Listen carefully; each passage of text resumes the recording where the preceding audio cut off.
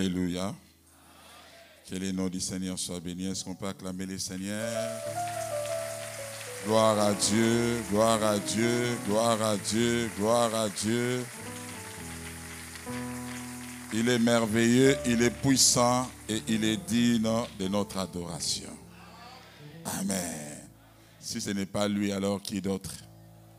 Amen. Nous sommes dans la joie de nous venir au-devant de lui, dans la louange, dans l'adoration et dans toutes sortes des actions de grâce. Parce que nous savons qu'il n'y a que lui qui peut changer les choses dans nos vies. Alors je profite de l'occasion pour être reconnaissant à l'endroit de Daddy et Momi. Merci pour cette marque de confiance une fois encore. Cette confiance qui ne fait que se renouveler. Je bénis le pasteur Jacques Simon pour cette même confiance aussi. Et je suis dans la joie de voir mes frères, les pasteurs ici présents dans ce culte et que le Seigneur vous bénisse tous.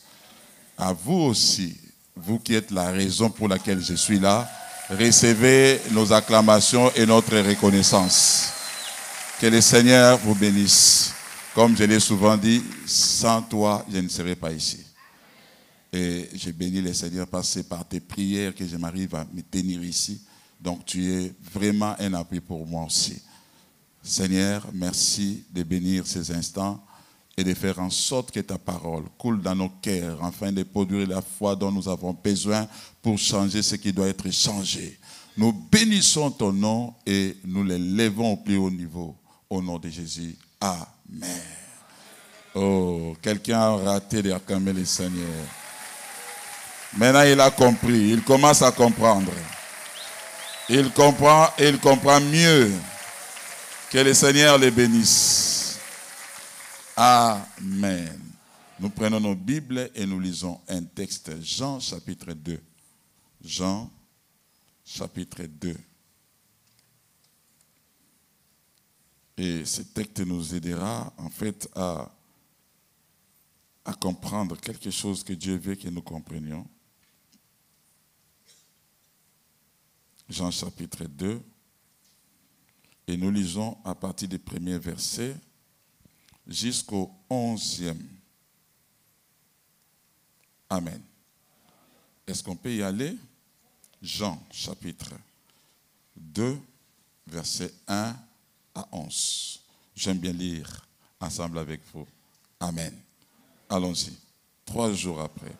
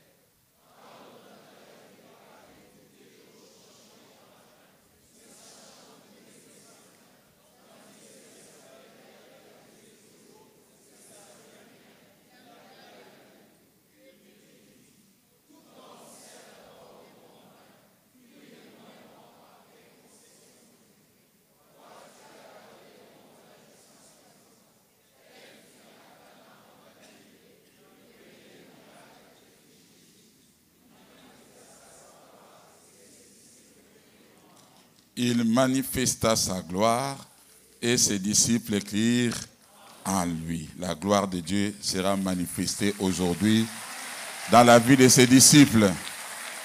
Que Dieu vous bénisse. Merci de reprendre vos places. Nous allons, bien-aimés, prendre en fait notre thème du jour, justement dans ces passages que nous venons de lire. Et c'est au verset 5, je crois. Faites ce qu'il vous dira. C'est ça le thème de notre enseignement. Faites ce qu'il vous dira. Faites ce qu'il vous dira et la réponse de Dieu, la directive de Dieu pour une situation qui doit être changée. Faites ce qu'il vous dira. Les situations controversées, difficiles, impossibles ne changent pas si en fait on ne fait rien de ce que Dieu dit. Donc, toute situation qui doit être changée, change en faisant ce que Dieu veut que l'on fasse pour qu'elle change. Faites ce qu'il vous dira. Ici, Marie, la mère de Jésus, révèle les secrets de tout miracle qui doit se produire quelque part. Nous les voyons, bien-aimés. En fait, dans n'importe quel verset de la Bible, vous prenez l'Ancien Testament, vous allez au Nouveau Testament, vous verrez que c'est le même secret. C'est le même secret. Et le problème aujourd'hui, c'est quoi? C'est que les gens font longtemps avec leurs problèmes, avec leurs soucis, avec leurs difficultés, avec toutes sortes de problèmes qu'ils ont, des confusions qu'ils ont. Mais ils ne comprennent pas comment les choses peuvent changer. C'est-à-dire qu'ils font autre chose que ce qu'ils devraient faire. Bien-aimés, souvent des problèmes persistent et s'enracinent parce qu'on a du mal à écouter ce que Dieu veut que l'on fasse. Et c'est pourquoi la rapidité dans la résolution des problèmes est fonction de la manière dont l'on écoute le Seigneur. Plus vous écoutez le Seigneur, plus le Seigneur agira avec rapidité. Et très souvent, quand les problèmes persistent, quand les problèmes prennent des années, c'est parce qu'on a du mal à écouter la voix du Seigneur aussi. Alléluia. Il y a plusieurs raisons qui peuvent faire en sorte que quelqu'un s'éternise presque dans son problème. Mais l'une des raisons, c'est quoi? L'écoute de la voix du Seigneur n'est pas vraiment dans la vie de la personne. Parce que pour chaque situation qui se passe quelque part, il y a au moins une parole que le Seigneur veut adresser à quelqu'un pour que cette situation change positivement. Et maintenant, la personne doit avoir la capacité d'écouter le Seigneur pour comprendre ce que le Seigneur veut qu'elle fasse pour que la situation soit positivement changée. Faites ce qu'il vous dira et en fait la solution ou la formule de tout miracle qui doit se passer quelque part. Et le miracle est alors en fait la combinaison de deux choses. Premièrement, l'écoute de ce que Dieu dit à propos de votre problème et deuxièmement, l'obéissance à ce qu'il vous dit de faire. Et quand vous réunissez ces choses, alors vous parvenez au miracle que Dieu veut que vous puissiez en fait recevoir. Écoutez la voix du Seigneur, c'est la première chose. Je suis en train, bien-aimé, de parler avec beaucoup de peine en voyant ce qui se passe dans notre environnement, surtout notre environnement évangélique. Nous commençons à nous détacher petit à petit de l'écoute de la voix de Dieu. Et nous sommes tellement occupés, parfois distraits, même très occupés, et petit à petit nous oublions que nous devons écouter la voix de Dieu. Et dans la plupart des cas, les hommes s'éloignent, les enfants de Dieu s'éloignent des habitudes, des choses qui pouvaient leur faciliter l'écoute de la voix de Dieu. Et plus la technologie avance, et tout ce que nous avons comme Internet, réseaux sociaux et tout, nous avons la télé et toutes ces choses, et nous ne savons pas, bien-aimés, accorder un peu de la place à Dieu pour qu'il nous parle. Et c'est pourquoi, parce qu'on ne sait pas écouter la voix de Dieu, même quand il parle, et on s'éternise en fait dans des problèmes. On s'éternise dans des situations, même des situations indésirables. Dieu veut les changer, mais parce qu'on ne sait pas écouter, il n'y a rien. Les miracles dans la vie d'un enfant de Dieu est fonction de sa capacité d'écouter ce que Dieu dit. Plus tu peux écouter, plus Dieu fera des miracles, et il les fera encore. Et j'aimerais me voir, en fait, devant des gens. Parmi nous, il y a de telles personnes, certainement. Ils sont en train de pleurer. Ils veulent que le Seigneur puisse faire quelque chose. Ils veulent que le Seigneur puisse changer quelque chose. Ils sont la nuit et jour dans la présence du Seigneur. Parfois, ils payent les prix de monter et de descendre. La montagne, la retraite, ainsi de suite. Ils font toutes ces choses, mais sans pour autant donner à Dieu la possibilité de leur parler et même d'écouter ce que Dieu dit. Il est possible de gêner. Il est possible de monter dans la montagne, aller à la retraite, sans pour autant écouter Dieu alors qu'il parle. Mais la capacité d'écouter, c'est ça qui crée la différence. Et tout ce que tu es en train de chercher comme solution à un problème qui doit être changé, à un problème qui doit être résolu, est dans cette parole. Faites ce qu'il vous dira. Si tu réussis à écouter ce qu'il te dit, alors tu le fais, il y aura inévitablement des changements. Et cela est très important. Très importante. Nous avons en fait des témoignages ici. Les témoignages en fait de l'Ancien Testament et les témoignages du Nouveau Testament. J'aime bien ça. L'Ancien Testament a commencé avec un miracle. Et le Nouveau Testament en fait a commencé aussi avec un miracle. Et les deux ont quelque chose en commun, la parole qui avait été libérée. La Bible nous dit dans Genèse chapitre 1er, versets 1 à 3. Au commencement, Dieu créa les cieux et la terre.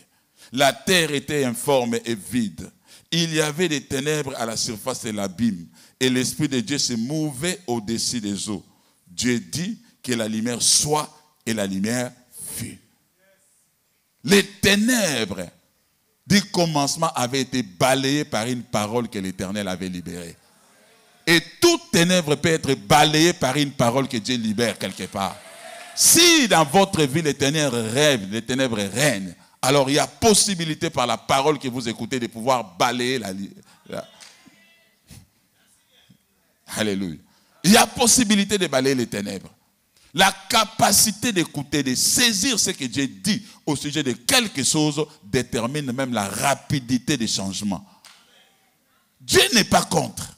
Tu souffres, il souffre autant que toi. Mais il parle. Il ne peut agir que par sa parole. Avant de produire un changement, Dieu envoie sa parole. La Bible dit dans Psaume 107, verset 20, dans leur détresse, ils crièrent à l'Éternel. L'Éternel envoya sa parole et les guérit. Pour que Dieu guérisse une situation indésirable dans la vie de quelqu'un, qui l'amène à être humilié, à être dans la confusion, il va en fait envoyer une parole. Mais que la personne doit avoir la capacité de saisir cette parole qui fait la différence. Il saisit cette parole et il obéit à cette parole et puis la situation change. Plus nous irons vers la parole, plus nous vivons des miracles. Et plus nous nous éloignerons de la parole, plus nous n'aurons pas de miracles.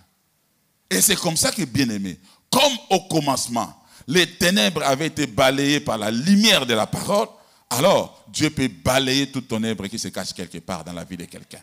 Et j'ai pris ce matin que Dieu vous donne la capacité d'écouter sa parole pour que sa parole balaye n'importe quelle ténèbres, les ténèbres du péché, les ténèbres de la maladie, les ténèbres de la pauvreté, les ténèbres de la malédiction, les ténèbres de la mort par l'esprit des morts. Que la parole de Dieu qui sort ce matin soit en mesure de balayer toutes sortes de choses.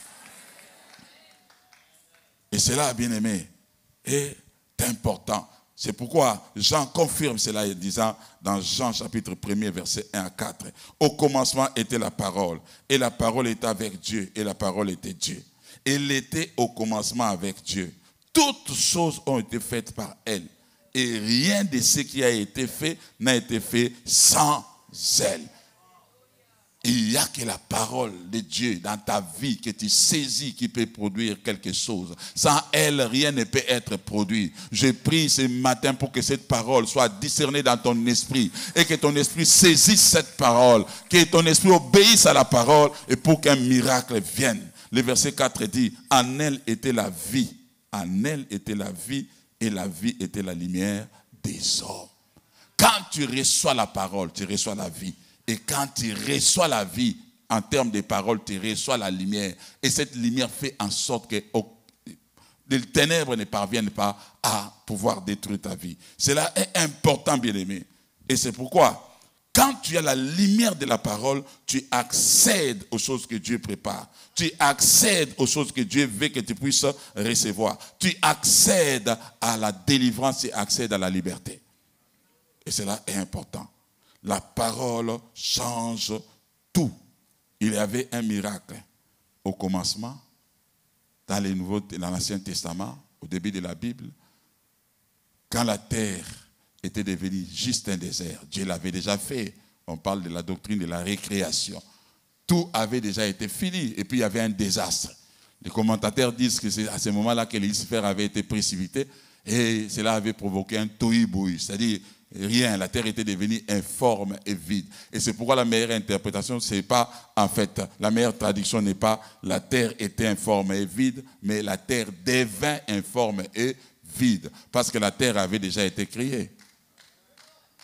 Dieu avait fini. Si nous lisons Ésaïe 45, verset 18, on dit que Dieu, en fait, avait créé la terre pour qu'elle ne soit pas détruite, pour qu'elle soit habitée. Donc la terre avait déjà été totalement créée. Et puis il y avait un désastre et qui avait provoqué ce tohu-bohu. La terre était maintenant informe et vide. Et Dieu devait recréer les choses. C'est pourquoi on dit que dans Genèse, chapitre 1er, verset 1 jusqu'à la fin, c'est plutôt la récréation et non la création. Et ces choses avaient fait en sorte, et on commente en disant, voilà, c'est entre les versets 1er et les versets 2, il y avait quelque chose qui était passé. Et les commentateurs disent que c'est à ce moment-là qu'il y avait chute de Lucifer. Parce que Dieu avait déjà créé. On dit au verset 1er, au commencement, Dieu créa les cieux et la terre. Cela veut dire qu'il avait commencé et il avait fini. Ah oui. Il avait commencé et il avait fini. Et l'appui de ce que j'ai dit, c'est dans Ésaïe 45, verset 18. Il n'a pas créé la terre pour être détruite. Il l'a créée pour qu'elle soit habitée. Mais il y a quelque chose qui a amené le tohu-bohu. La terre était rendue informe et vide. Mais cela ne venait pas de Dieu. Dieu est parfait dans ce qu'il fait. Et Dieu, alors, devait recréer maintenant les choses. On parle de la récréation. Mais de la même manière qu'il avait créé par la parole, il a recréé aussi par la parole. Cela veut dire que partout où il y a une situation informe et vide, Dieu se sert toujours du même instrument, la parole de Dieu pour créer. Tout ce qui est informe et vide, Dieu, en fait, les comblera rien que par la parole. C'est pourquoi j'aime la parole, bien-aimée. La parole, c'est le pouvoir. Il y a un pouvoir créateur dans la parole. Quand tu as la parole, même la plus grande armée au monde, l'armée la plus puissante du monde ne pourra pas, en fait, bien-aimé, te détruire. Quand tu as la parole, même celui qui incarne la totalité du pouvoir, en fait, ne saura rien faire contre toi. La parole est un pouvoir. Tu as la parole, tu as le monde entre tes mains. Quand tu as une parole de Dieu, la parole de Dieu, même ta vie est suspendue à cette parole. Si tu penses qu'il y a quelque chose qui ne fonctionne pas bien, peut-être que tu ne conçois pas, peut-être qu'il y a une maladie incurable, peut-être qu'il y a quelque chose qui ne va pas, un problème qui ne change pas. Moi, je te montre la solution de Dieu, la parole. L'efficacité de la parole n'est plus à démontrer parce que Dieu lui-même l'a testé au commencement et tout au long de la Bible, il les teste. La parole. Ne te mets pas à pleurer inutilement, à te lamenter inutilement, à développer des soucis inutilement. Cherche une parole correspondante à ces problèmes. Dieu va balayer ces problèmes. Si tu obéis à Dieu, à la voix de Dieu, Dieu va balayer ces problèmes. Je te livre les secrets aujourd'hui. Il n'y a pas quelque chose qui fait en sorte que cette situation-là dure. Il y a le fait que tu n'as pas encore la parole qu'il faut. Si tu es attentif, tu écoutes la voix de Dieu, tu me donneras raison. Cette situation sera balayée, quel que soit le nombre d'années qu'elle a mises. Cesse une parole de Dieu. Arrête de te lamenter, arrête de te plaindre. N'accuse personne. Même si cela vient des hommes, n'accuse personne. Va dans la présence de Dieu, demande à Dieu, que faut-il faire? Et Marie a dit, faites ce qu'il vous dira. Les ténèbres de manque devaient régner. Il n'y avait rien. La joie avait été emportée parce que le vin est le symbole de la joie dans la Bible. La joie avait été emportée et le mariage n'était plus comme il devait être. Tous les invités étaient là dans la confusion, dans les désarrois. Il a livré les secrets. Faites ce qu'il vous dira. Et ce qui est intéressant, c'était Jésus, l'incarnation de la parole, était lui-même là. Ah oui, ah oui. Jésus, l'incarnation de la parole, était lui-même là. Et la mère comprenait, il dit non, faites ce qu'il vous dira. Je vais dire à quelqu'un que Jésus est dans son cœur. Jésus est dans sa vie. Il faut entendre seulement sa voix. Et quand tu attends sa voix alors qu'il est là, alors fais ce qu'il te dira. Et en faisant ce qu'il te dira, alors tu transformeras la confusion qui se passe dans ta vie, alors à de grandes choses. Les ténèbres céderont la place à la lumière et la lumière fera régner la joie dans ta vie. Et je dis à quelqu'un, faites ce qu'il vous dira.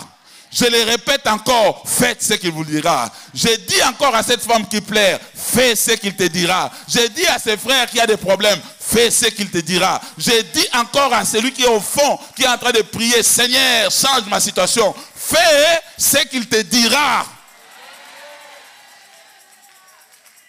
Ne fais pas autre chose. Quel que soit ce qui manque, si tu as la capacité d'écouter ce qu'il te dit et tu le fais, alors tout change. Quelle que soit la gravité des problèmes, ce n'est pas la gravité des problèmes qui est quelque chose, mais c'est la capacité d'écouter qui est quelque chose. Même si Lazare meurt, il est enterré, il est en pleine décomposition, en fait, en pleine putréfaction. Si on peut seulement écouter sa voix qui dit ôtez la pierre, et on ôte la pierre, quand il dira Lazare sort, il sortira. L'air qui s'était décomposé reviendra à la place. L'oreille qui avait quitté reviendra à sa place. La vie qui était partie, le souffle reviendra. Et Lazare, malgré qu'il est lié, malgré qu'il est bandé, sortira même sans connaître, sans pas, oh, ses yeux sont fermés. Mais la parole, c'est la lumière qui lui montrera la voie de sortie. Ôtez la pierre. Lazare sort. Lui qui était bandé de partout pouvait se tenir debout sans que personne ne le délie. Il sort et il va à la porte. Et tout le monde le voyait. La parole a le pouvoir de reconstituer des choses. Quand les choses se décomposent, les choses connaissent un dysfonctionnement, la parole est capable de les rassembler, de les mettre ensemble et de faire en sorte que les choses vivent. Tout a été créé par la parole. Alors, tout ce qui a été créé, écoute la voix de la parole et obéissent. Les ossements desséchés, même dans leur pourriture, ce n'était pas les os en fait de quelques personnes qui venaient de mourir à peine, mais c'était des os d'il y a longtemps qu'Ézéchiel voyait. Dieu lui disait, fils de l'homme, ces os peuvent-elles revivre? Il dit, Seigneur, tu sais. Il dit, prophétise et parle. Dieu livre à Ézéchiel les secrets. Il dit, comme moi au commencement, alors tu peux tout créer en parlant. Prophétise et parle. Prophétise et parle. Quelle que soit, bien-aimé, la situation, la désolation de la situation, quelle que soit la gravité, si tu as la capacité de dire la parole, de déclarer la parole, même les ossements peuvent revenir à la vie.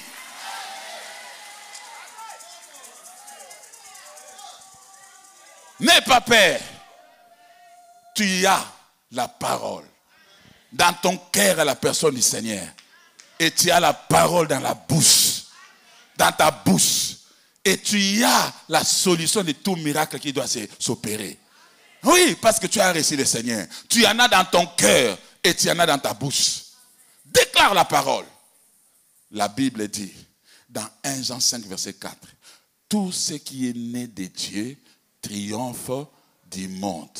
Et la victoire qui triomphe du monde, c'est notre foi. La foi a pour soubassement la parole de Dieu. Quand tu as la parole, tu as la foi et tu es né de Dieu et donc tu peux triompher du monde. La victoire qui triomphe du monde, c'est notre foi. La foi a pour source la parole. Donc la victoire qui triomphe du monde, c'est la parole de Dieu qui est déclarée sur un problème. Quelque part dans la vie d'une personne, on dit que ça triomphe du monde. Cela veut dire que rien ne peut résister à la parole qui est déclarée. Le monde a été formé par la parole, alors rien ne résiste à la parole. Si tu as la parole de Dieu pour voyager, même en fait l'ambassadeur ne peut pas résister à cette parole. Si tu as la parole de Dieu pour être élevé, même Pharaon ne pourra pas en fait t'empêcher d'être élevé. Même l'opposition de Potiphar, les fausses accusations de sa femme ne pourront pas te retenir, ne pourront pas t'empêcher à accéder à ce que Dieu a dit.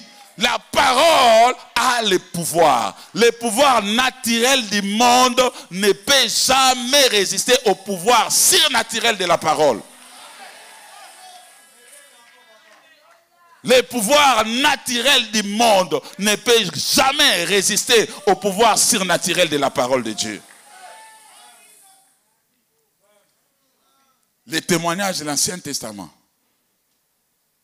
Dans une confusion, Dieu a dit que la lumière soit et la lumière fut. Les témoignages du Nouveau Testament. L'Ancien Testament commençait par un miracle. Le Nouveau Testament commence par des miracles.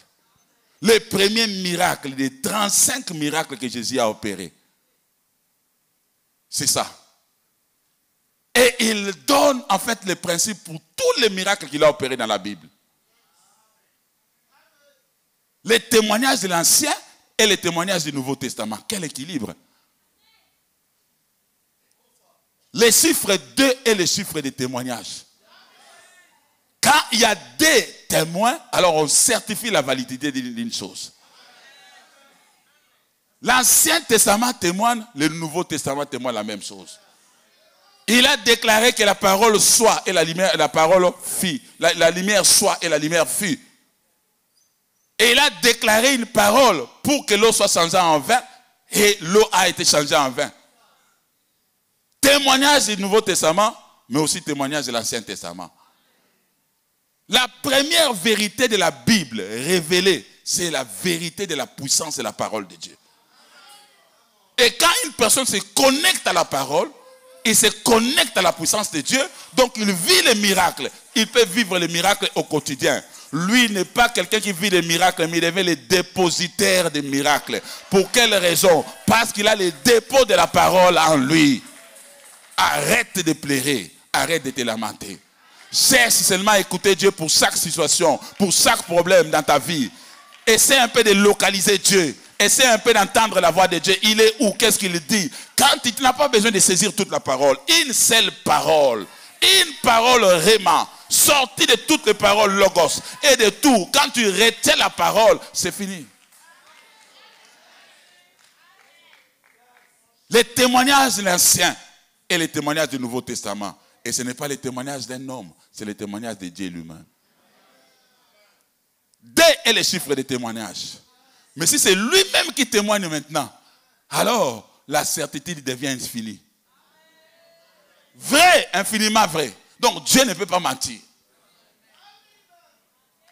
Dieu ne peut pas mentir. Et Dieu ne peut pas se repentir.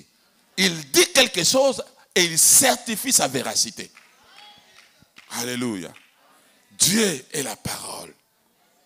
Dieu est la parole. On dit, la foi vient de ce qu'on entend. Et ce qu'on entend, c'est la parole de... Non, tu as échoué. De la parole de Christ. Christ signifie celui qui est oint.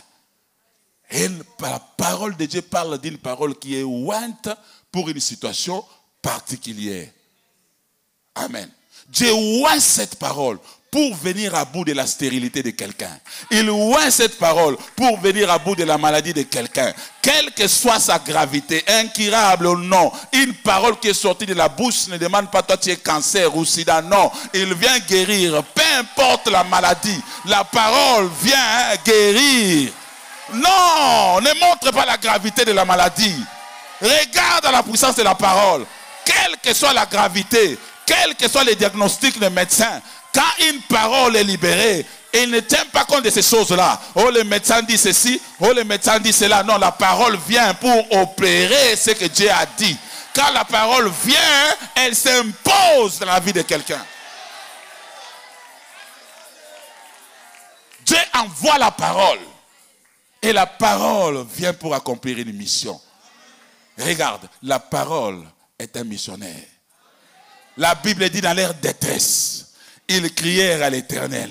Et l'Éternel envoya sa parole et sa parole les guérit. Une parole est envoyée ce matin pour changer la situation de quelqu'un.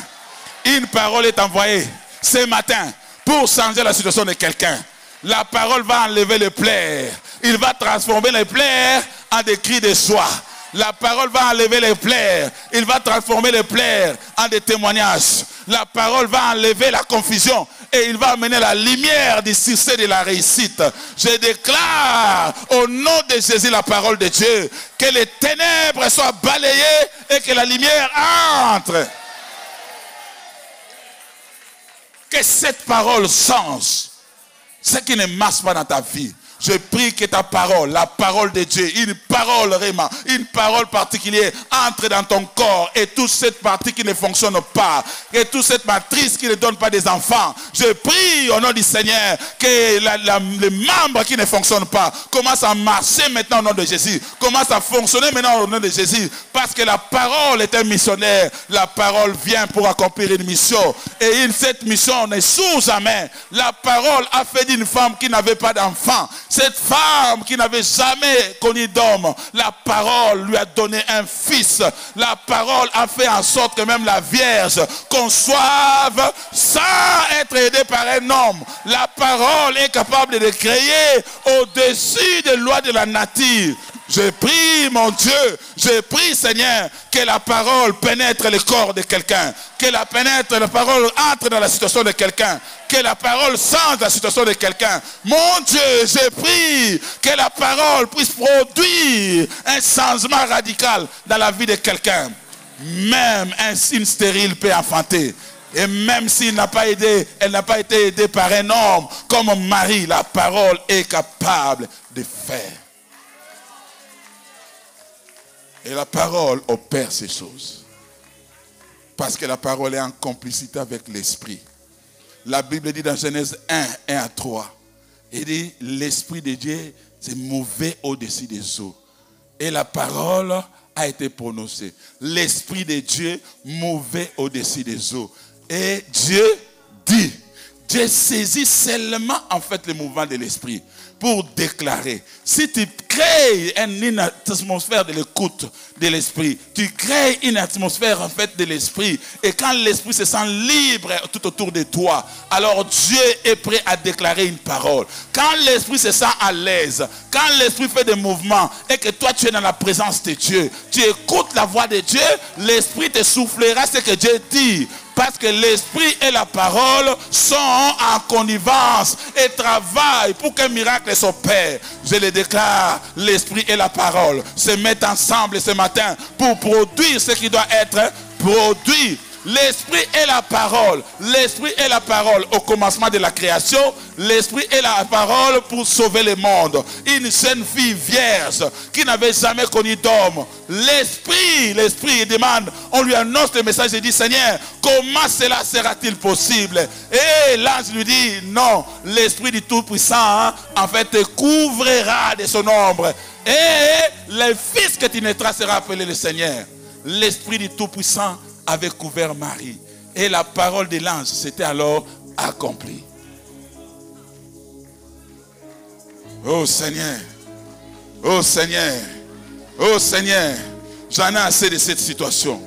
Je ne veux plus les voir dans la vie de mon frère. Je ne veux plus les voir dans la vie de ma soeur. Je prie que la parole et l'esprit s'accordent ce matin. La parole et l'esprit s'accordent ce matin. Quand la parole et l'esprit s'accordent, les ténèbres s'enfuient. Quand la parole et l'esprit s'accordent, les ténèbres s'enfuient. Que l'esprit et la parole s'accordent au centre évangélique La Résurrection.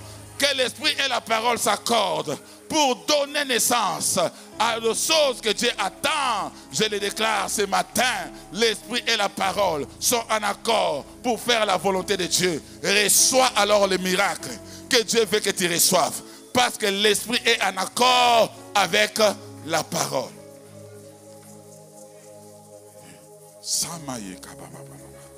Soko bosheke basanda. Kema sanda baba baba baba. Yekama sheke. Koba sanda. Koba sanda. Keba sanda. Que une parole qui est ointe sorte maintenant. Que une parole qui est ointe sorte maintenant. Que une parole qui est ointe sorte maintenant. La foi vient de ce qu'on attend. Et ce qu'on attend, c'est la parole ointe. C'est la parole ointe. La foi vient de ce qu'on entend. Et ce qu'on attend, c'est une parole ointe.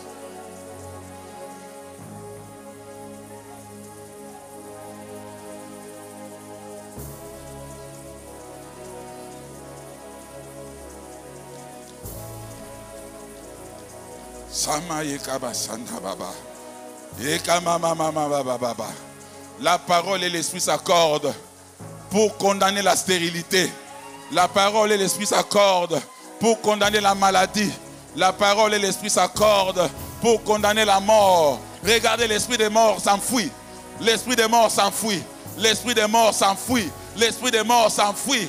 L'esprit des morts s'enfuit. La parole et l'esprit sont en accord pour changer ce qui doit être changé. La parole et l'esprit sont en accord pour faire que les affaires tournent. La parole et l'esprit sont en accord pour faire que les commerces tournent. La parole et l'esprit sont en accord pour faire en sorte que les ennemis soient dominés. Domine sur tes ennemis. La parole et l'esprit s'accordent pour t'imposer là où tu n'es pas aimé. La parole et l'esprit sont en accord pour t'imposer là où tu n'es pas aimé. J'ai prié les dieux de mon Père pour que la parole change.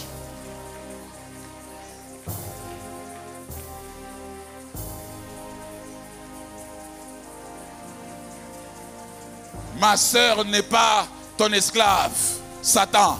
Mon frère n'est pas ton esclave, Satan. La parole et l'esprit sont en accord pour faire enfanter même les vierges, pour faire enfanter même les stériles. La parole et l'esprit sont en accord pour donner des enfants même aux vieillards de 100 ans comme Abraham.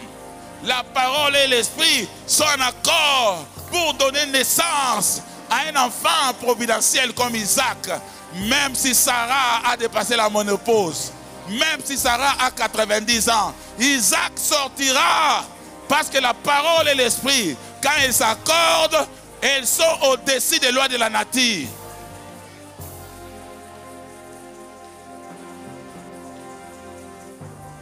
Samayeka baba baba. Samayeka masanda.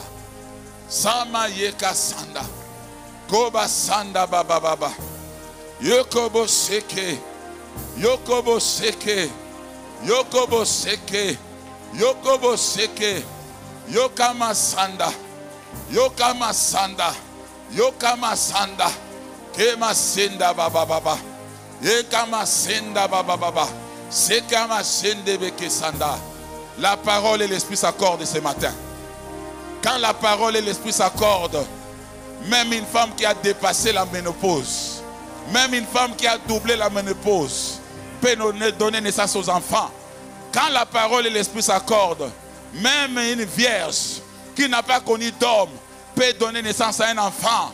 Quand la parole et l'esprit s'accordent, même la maladie de 38 ans peut être balayée. Quand la parole et l'esprit s'accordent, même la muraille de Jéricho peut tomber. Quand la parole et l'esprit s'accordent, même les eaux de la mer Rouge peuvent laisser la place à l'homme providentiel, à l'homme qui apporte la parole et l'esprit. Hé Seigneur, quand la parole et l'esprit s'accordent, quand la parole et l'esprit s'accordent, Quand la parole et l'esprit s'accordent, quand la parole et l'esprit s'accordent, même les ossements desséchés pourront revivre. Quand la parole et l'esprit s'accordent, même un cadavre peut ressusciter. Quand la parole et l'esprit s'accordent, même Lazare, 4 jours dans sa tombe, peut revivre encore. Quand la parole et l'esprit s'accordent, même Lazare, qu'on a enterré, qu'on a oublié, qu'on a enterré, qu'on a oublié, peut encore revenir à la vie. Que la parole et l'esprit s'accordent dans la vie de quelqu'un ce matin.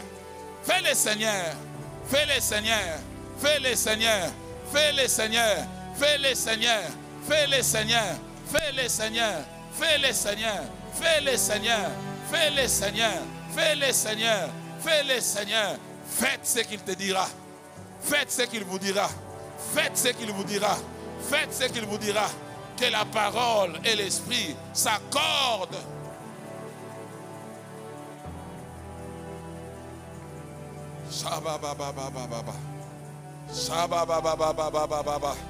Seigneur, il faut une parole ce matin. Seigneur, il faut une parole ce matin. Il a dit à Abraham, va-t'en de ton pays, de ta patrie et de la maison de ton père, dans les pays que je te montrerai. Et la vie d'Abraham a été changée. Il a dit à Noé, fais-toi un âge. Et Noé a été sauvé du déluge. Il a dit à Josué, pour écouler la muraille de Jéricho, faites une fois le tour de la ville pendant 6 jours. Et faites 7 fois le tour de la ville le dernier jour. Et la muraille de Jéricho s'était écroulée. Une parole, Seigneur. Une parole, Seigneur. Une parole, Seigneur. Une parole, Seigneur. Une parole, Seigneur. Une parole, Seigneur.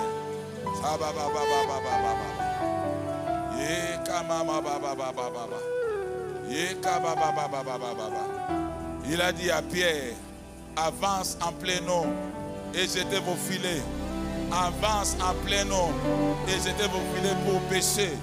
Pierre a reçu un grand miracle de poissons à cause de cette parole. Il a dit aux 10 lépreux, allez vous montrer au sacrificateur.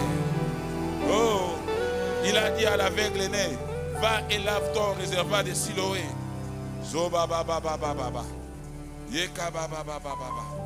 Une parole pour tout changer. Une parole pour tout changer. Une parole pour tout changer. Une parole pour tout changer. Oui, bien-aimé, reprends ta place. Merci de reprendre ta place, bien-aimé. Est-ce qu'on peut acclamer le Seigneur? Gloire au Seigneur. Gloire au Seigneur. Gloire au Seigneur. Une parole. Une parole. Je prie que le Seigneur te donne cette parole qui changera ta situation. Oui, le miracle commence par une parole. Il a dit à Abraham, va-t'en de ton pays, de ta patrie et de la maison de ton père, dans les pays que je te montrerai. Abraham obéit et c'était le commencement en fait d'Abraham. Abraham que nous connaissons. Abraham qui était un idolâtre était devenu un homme de foi, un modèle de foi. Il a dit à Noé, alors que la confusion régnait et que Dieu voulait tuer le monde, fais-toi une arche. Noé a écouté, il a obéi. Et la confusion n'était pas à part. Il a dit à Josué, alors que la muraille de Jéricho était fermée, barricadée, à cause de la nature imposante de la muraille. Mais ce n'était pas la nature imposante de la muraille qui était quelque chose. Mais c'était plutôt la parole que Dieu avait prononcée qui était quelque chose. Quelle que soit la grandeur, la taille de la muraille, quelle que soit la taille de l'obstacle, Jéricho était fermé et barricadé. Ce qui importe, c'est une parole que le Seigneur libère. Et cela ne tient pas compte de la taille de l'obstacle. La muraille de Jéricho était humainement infranchissable, mais surnaturellement franchissable. Josué a écouté, il a obéi et puis il y avait un miracle. À Pierre, qui n'avait pas péché toute la journée, toute la nuit, il dit, avance en pleine eau et jetez vos filets pour pêcher. Et les miracles étaient produits. Une parole, une parole, une parole. Les ténèbres règnent dans ta maison. Les ténèbres règnent dans ton foyer. Les ténèbres règnent dans ton travail. Les ténèbres règnent dans ton corps. Il y a un secret, la parole. Faites ce qu'il vous dira. Une parole récit peut tout changer. Une parole récit peut tout changer. Je prends les témoignages de l'Ancien Testament et je prends aussi les témoignages du Nouveau Testament. J'ai parlé d'Abraham, j'ai parlé de Noé, je parle de Naaman. La lèpre était incurable. Une maladie incurable. Un prophète qui n'est même pas sorti, qu'il n'avait même pas vu comme ça, a envoyé la parole. Il dit, allez dire à Naaman qu'il se jette 7 fois dans les Jourdains. Naaman a saisi la parole. Il a commencé à se jeter et vous connaissez la suite. Une parole qu'on a dans n'importe quelle situation ténébreuse. Une seule parole. Une seule parole. Une seule parole. Il a regardé l'aveugle né. Cet aveugle qui n'avait jamais vu. Il dit, va te laver au réservoir de Siloé. Il est allé et il s'est lavé et les résultats étaient là. Et une personne qui n'avait jamais vu le soleil et la lune pouvait maintenant voir tout le monde. Les 10 lépreux venaient vers lui. Ils disent, Jésus, fils de David, aie pitié de nous. L'appellation fils de David était une appellation extraordinaire. Cette appellation faisait partie des titres messianiques. Donc le fait qu'ils avaient crié, ils avaient appelé fils de David, cela voulait dire qu'ils croyaient. Qu'ils croyaient en lui comme le Messie. Et Jésus va les regarder et dit, allez vous montrer au sacrificateur. Et déjà, le principe était que on allait voir les sacrificateurs pour que les sacrificateurs constatent la guérison. Mais eux, ils n'étaient pas guéris. Il leur demande d'aller se montrer au sacrificateur. En réalité, ils voulaient voir leur foi. Et quand ils commençaient à marcher, ils se disaient, mais il ne nous a pas encore guéris. Comment on va aller chez les... Il dit, allez vous montrer au sacrificateur. Donc la parole suffisait pour apporter la guérison qu'il dit. Et la Bible dit, chemin faisant, ils n'étaient pas encore arrivés là où étaient les sacrificateurs. En route, ils avaient reçu leur guérison. La parole crée. La parole crée. Je prie que le Seigneur te donne une parole aujourd'hui. Lazare, dans sa situation, comme je le disais, était déjà en pleine décomposition. Et Jésus dit, ôtez la pierre. Et heureusement, ces gens-là avaient écouté la parole. Ôtez la pierre. S'ils se disaient, non, la pierre, ils sentent déjà comme Marthe parlait déjà, non. Et ils ont dit, non, il a dit ôtez la pierre, alors on ôte la pierre. Quelle que soit sa grandeur, la pierre avait été roulée. Et quand il avait crié, sors, Lazare était sorti. Une parole pour un miracle. Il a dit ça à Lazare. Au lépreux, il a dit une parole. À Pierre, il a dit une parole. À Josué, il a dit une parole. À Naaman, c'était une parole. Et quelle est la parole que Dieu t'a dite pour ta situation? Pour ta situation, maintenant, il a dit quoi? Alléluia. Toi aussi, tu as un problème. Si tu peux capter toi aussi une parole, alors tu vivras la même chose. Dieu n'est pas le Dieu des morts, c'est le Dieu des vivants. Ah oui, j'ai cité qui? J'ai cité Abraham, il est mort.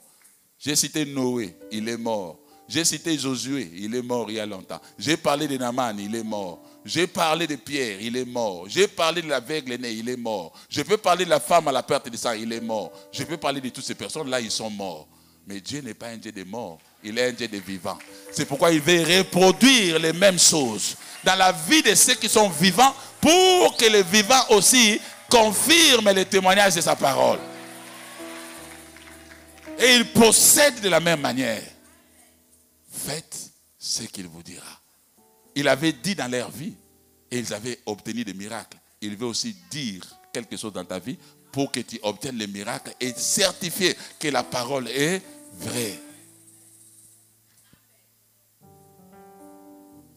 Le diable fera tout pour que tu n'entendes pas la parole. Parce qu'il connaît le pouvoir de la parole.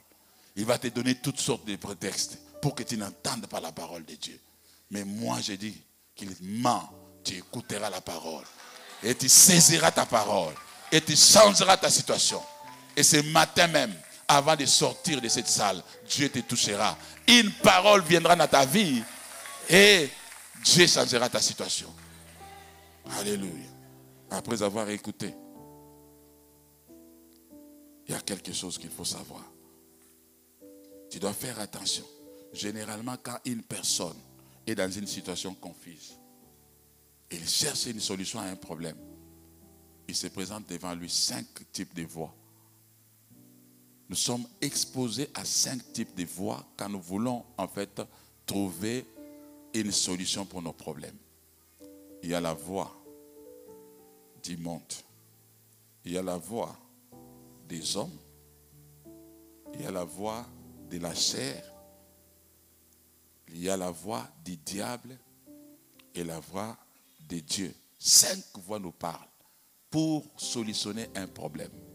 La voie du monde, la voie des hommes, la voie de la chair, la voie du diable et la voie de Dieu. La voie du monde veut que les choses soient résolues selon les principes du monde. La voie du monde veut que les choses soient résolues selon tout le monde, selon les coutumes, selon les traditions du monde. Et si vous écoutez ce genre de choses et vous faites les choses comme ça, alors vous aurez la confusion. La Bible dit, ne vous conformez pas au siècle présent, mais soyez transformés par le renouvellement de l'intelligence, afin que vous discerniez quelle est la volonté de Dieu. Amen. Il y a la voix des hommes aussi. C'est la voix de votre entourage. Les conseils de vos proches pour solutionner votre problème. Vous devez savoir que la personne, toute personne qui vous approchez de vous, exercera toujours une influence sur vous. Positivement ou négativement. Quand vous permettez à quelqu'un de commencer à vous approcher, donc vous permettez à cette personne-là de vous influencer. Il vous influencera aussi par rapport aux solutions que vous devez trouver. Et même sa voix peut être contraire à la voix de Dieu. Et si tu aimes beaucoup la personne, tu risques de ne pas écouter ce que Dieu dit. Et tu suivras plutôt ce que cette personne a dit. C'est pourquoi il y a des gens qui ont quitté leur mariage à cause des mauvais conseils de leur mère. Même quand Dieu parlait, ils n'écoutaient pas. Il y a aussi la voix de la chair. La chair, c'est les mauvais désirs cachés en vous, qui viennent de votre nature adamique. Et la chair vous impose de répondre, de résoudre votre problème selon vos sentiments, vos émotions, la colère, vos blessures intérieures, la déception, la haine, l'amertume. Et si vous écoutez la voix de la chair, vous serez dans la confusion. Quelle que soit la gravité de la problème, n'écoutez pas la voix. Quelle que soit la gravité du problème, n'écoutez pas la voix de la chair. Faites ce que Dieu vous demande de faire. Et ne suivez pas la chair. Il y a aussi la voix du diable. Le diable vous propose des solutions à votre problème. Ce qu'il faut absolument noter, c'est que tu peux être un chrétien sincère et subir l'influence de Satan. C'est quand tu es distrait, quand tu n'es plus concentré, le diable peut t'influencer aussi. Pierre, à un certain moment, il avait écouté Dieu lui dire qui était Jésus. Et même Jésus avait dit, c'est Dieu qui t'a révélé. Ce n'est pas la chair, ce n'est pas le sang. Mais après, Jésus lui avait dit, arrière de moi Satan. Parce que ce qu'il venait de dire, il venait du diable. Alléluia. Et quand vous écoutez la voix de Dieu, vous avez alors la solution. Dans Psaume 32, verset 8, il dit, je t'instruirai, je te conseillerai et je te montrerai la voie que tu dois suivre. La voie que tu dois suivre. Dans Psaume 48, 17 à 19, il dit, oh, si tu étais attentive à ma voix, ton bonheur serait comme un fleuve. Amen. Il faut absolument écouter la parole de Dieu et agir en fonction de cette parole. La parole de Dieu doit être en fait la motivation de nos actions, des actes que nous posons. Agir sans la parole, ce n'est pas la foi. Agir sans la parole, c'est une simple, en fait, croyance, et plutôt présomption. Quand tu agis sans la parole de Dieu, tu es dans la présomption. Tu n'es pas dans la foi. Amen. Il y a alors deux témoignages qui s'opposent. Le premier est celui d'une sœur. Je crois c'était en 1994, si ma mémoire est bonne. 93-94. Nous étions bénis par un grand séminaire de l'apôtre Tamboulouko. Il a parlé, il a enseigné sur la foi. Et il y avait une sœur qui était tellement marquée, parce que l'orateur enseignait tellement bien. Et nous étions bénis. Alors une sœur qui était nouvelle, et il était là nouvellement converti aussi. Il dit non, moi depuis longtemps j'attendais les voyages. Alors maintenant on me dit que je peux voyager même par la foi. Il est allé à la maison, il a pris ses effets, il a pris sa valise, il est allé à l'aéroport. Et rien ne s'était passé. Un ange n'était pas venu, rien du tout. Il avait agi sur la parole de Dieu. Et ces jours-là qu'il avait quitté, nous disant, non, je pars, je voyage, parce que j'ai la foi que Dieu va agir quand j'arriverai à l'aéroport. Depuis qu'elle est partie ces jours-là, jusqu'à aujourd'hui, je ne l'ai plus jamais revu. Disparu dans la nature. Sans aller, hein. Elle était toujours à Kinshasa. Mais un autre, en fait, un serviteur de Dieu que j'aime beaucoup, Mamadou Karambiri, il a écouté, en fait, pour les mêmes problèmes, les mêmes besoins. Dieu lui dit, tu dois aller à Londres. Tu dois assister à cette conférence. Il a pris en fait son passeport, il est allé à l'ambassade. Il arrive, on lui refuse le visa. Il rentre. Il a dit, Seigneur, j'ai fait ce que tu m'as dit. Ils ont refusé le visa. Il dit, Dieu lui a dit, moi je ne t'ai pas demandé d'aller, qu'on te donne le visa pour voyager. Moi j'ai dit, tu dois aller, tu dois partir. Tu dois aller à Londres. Visa ou pas, tu dois aller. Ah bon, hein? Il a pris ses effets. Il est allé à l'aéroport. Il devait faire le check-in, ainsi de suite. Et puis il a fini. Et il n'avait pas encore fini. Donc c'était juste la quai, comme on le fait. Et puis, en fait, sans visa dans les passeports. Et puis, la personne qui était en train de vérifier tout était là. Et quelques temps après, il avait été distrait par quelqu'un d'autre. Il parlait avec quelqu'un d'autre et disant au passeur, passe. Il est passé avec son passeport. Non vérifié. Il arrive maintenant là où il devait, à la salle d'attente, assis. Et puis l'avion est arrivé. Il est entré parce qu'il avait son billet. Et quelques temps après, il était descendu. Quel aéroport? Je prends un exemple. Roissy-Charles de Gaulle. Il atterrit. Alors, on commence à contrôler. La personne qui était en train de contrôler, la personne qui était avant lui était passée. Et puis, c'était son tour. Et les gens, en fait, quelqu'un était en train de lui faire un signe. Regarde, fais ceci, fais cela. Distrait une fois encore, il fait passer les passeurs. Ah oui. Daddy a parlé de ce témoignage aussi. Voilà. Il est passé. Et il arrive quelque part, il sort et puis il se retrouve maintenant à Londres, à l'aéroport. Et c'était les contrôles. La quai toujours. Et on regarde les passeports. On regardait les passeports déjà, on faisait passer. On te regarde, on faisait passer. C'était maintenant son tour. Et cette fois-là, ce n'était pas une question de distrait. Non. Il fallait vraiment voir. On commençait à voir. Ah mais monsieur, tu veux voyager, il n'y a pas de visa ici. Il n'y en a pas. Comment? Tu es arrivé ici comment? Il dit, Dieu m'a dit que je devais assister à cette conférence. Et je n'ai fait qu'obéir. Et cette personne-là a été troublée. Il est allé voir son supérieur et dit, venez, il y a quelqu'un qui me dit, voilà, son Dieu lui a dit qu'il devait être là. Et il a quitté l'Afrique jusqu'ici, sans visa dans son passeport. Le supérieur était curieux. C'est qui? Appelle-moi le monsieur. Il est venu. Il dit, c'est toi, hein? Oui, le passeport. Il regarde comme ça, il n'y avait rien. Il dit, alors, comment tu es arrivé ici? Il dit, mon Dieu m'a dit que je devais venir ici. Moi, je n'ai fait qu'obéir. Et il m'a conduit de là où j'étais, à Burkina jusqu'ici. Au Burkina jusqu'ici. Bon, hein? C'est que ton Dieu est vrai. Tu es arrivé ici comment? Il regarde, il prend les passeports. Et il prend 15 jours. Poum! Ah oui.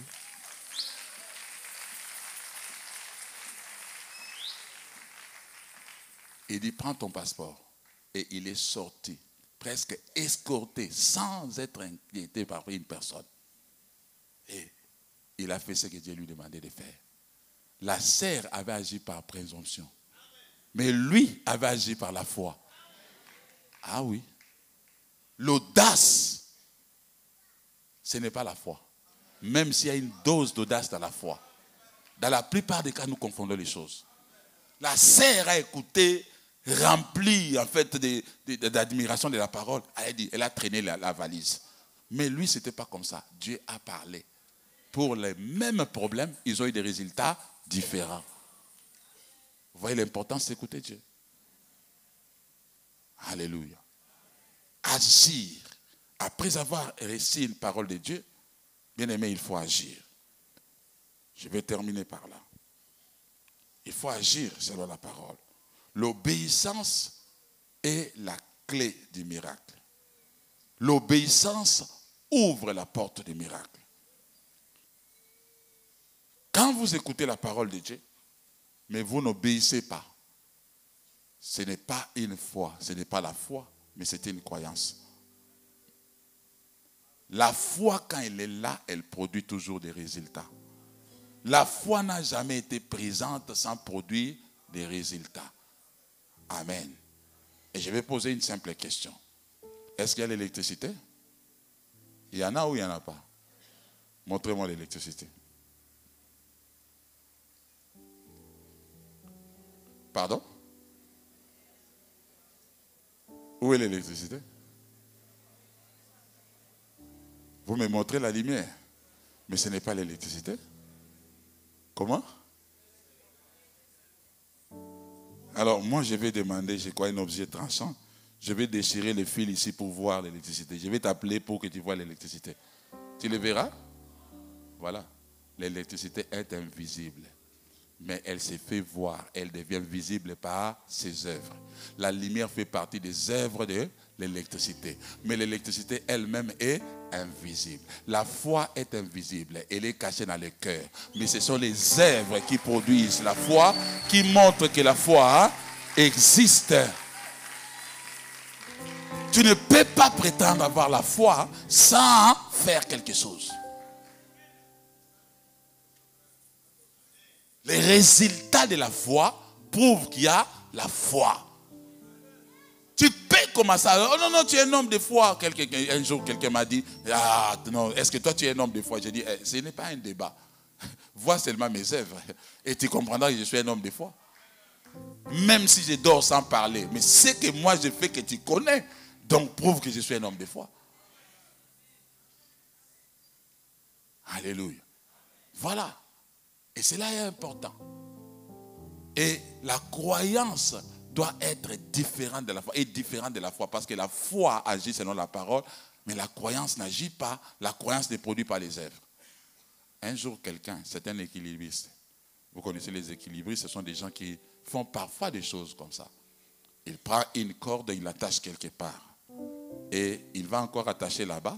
Donc il défie les gens. Il dit, voilà, je peux passer et aller jusque de l'autre côté là, en me servant de ma corde. Donc comme dans un fleuve, le fleuve Congo ici. Alors, il prend, il va dans notre beach, il va attacher la corde, il va à Brazzaville, attache, et il amène beaucoup de gens. Il y a des annonces dans les réseaux sociaux et partout. Venez, venez, venez, vous allez voir. Alors, ils sont venus. Lui, il faisait maintenant ces scènes. Il monte sur la corde, il va là, il traverse. À Brazzaville, les gens criaient, ouh, il est arrivé. Quel miracle! Et il prend encore de l'autre côté, il dit, est-ce que vous croyez que je peux aller à Kinshasa comme j'ai fait là? Oui, tu peux aller. Il arrive à Kinshasa. Et les gens de Kino crient, ah, il est allé et il est revenu, se servant de sa corde.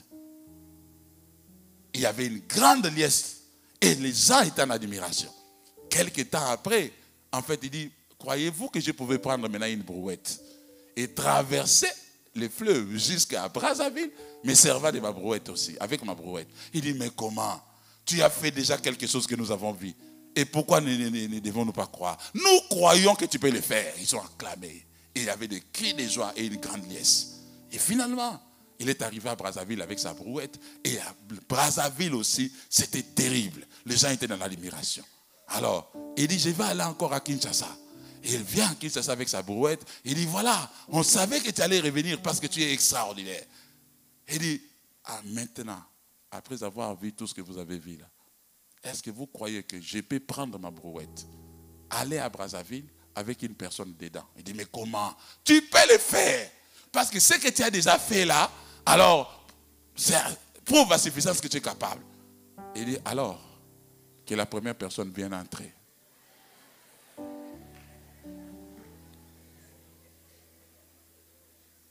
C'était à peu près 12 heures, si je dois le dire, jusqu'à la fermeture des beach.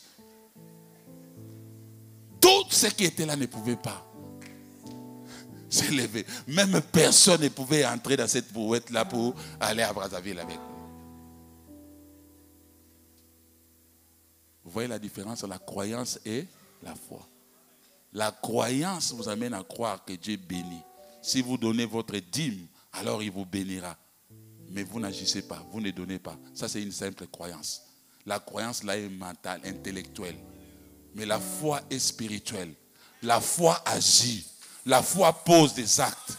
Toutes les fois que vous écoutez une parole de Dieu et vous n'agissez pas, vous êtes dans la croyance. Vous n'êtes pas dans la foi. Ce n'est pas la croyance qui change la situation, mais c'est la foi qui change la situation. Que le Seigneur vous bénisse.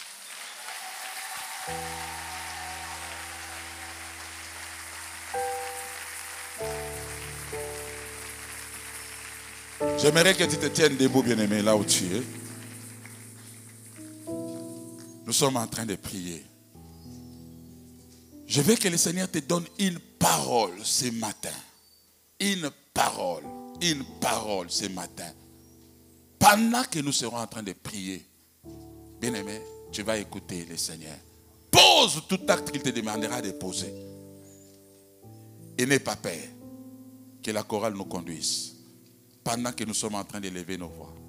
Pendant que nous sommes en train de glorifier le Seigneur. Pendant que nous sommes en train de prier les dieux des cieux. Pendant que nous sommes en train de l'écouter. Pendant que l'esprit et la parole s'accordent. Pour nous donner la parole qu'il faut. Pour produire les changements qu'il faut. Et ce qui fera en sorte que même une vierge qui n'avait jamais connu d'homme puisse avoir la conception. Donner naissance à un enfant. Alors bien aimé, cela peut faire en sorte que même une femme qui a dépassé la ménopause puisse avoir des enfants. Parce que l'esprit et la parole sont en accord. Ce matin encore, il y a cet accord-là entre l'esprit et la parole. Lève ta voix et prie le Seigneur. Nous sommes en train de prier. Nous sommes en train de prier. Nous sommes en train de prier. Nous sommes en train de prier. Parle-moi, Nous sommes en train de prier. Nous sommes en train de prier. Parle-moi, parle-moi. Ici et maintenant.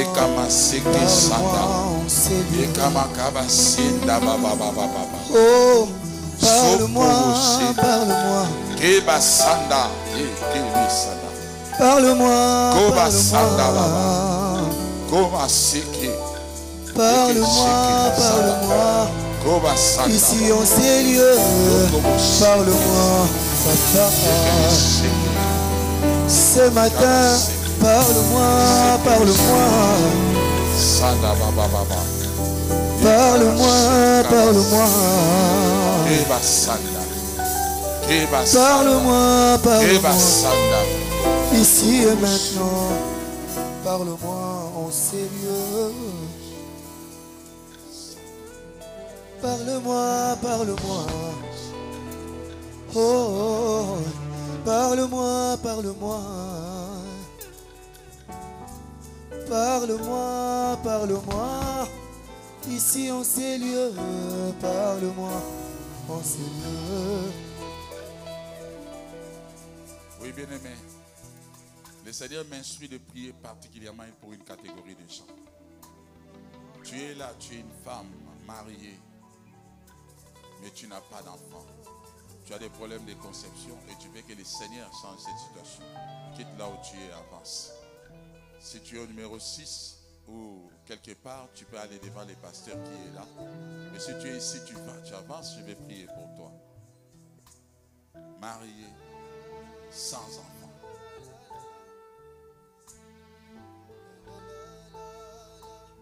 Celle qui n'a pas encore d'enfant, elle reçoit une parole qui vient de Dieu pour qu'un enfant puisse sortir de ses corps.